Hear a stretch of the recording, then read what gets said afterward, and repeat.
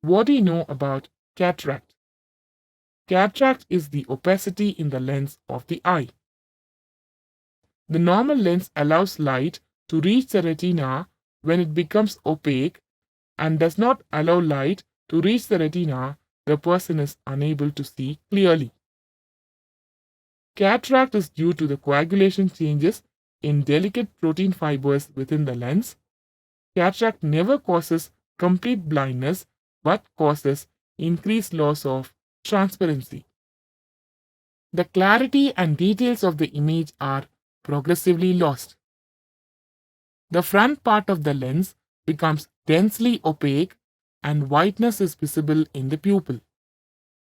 The causes for cataract formation in the adult is related to aging, sunlight exposure, smoking, poor nutrition, eye trauma, diseases like diabetes mellitus, infection and injuries, and certain medications such as steroids.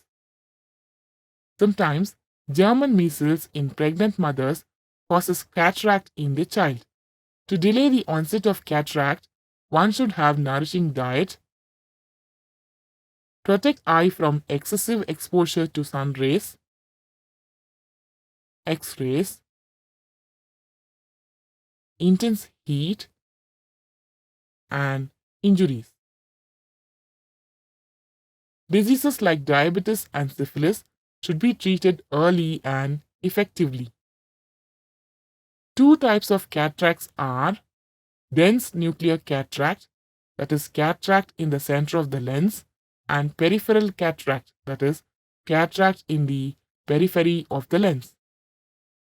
There is no medical treatment for cataract. The only treatment is the surgery.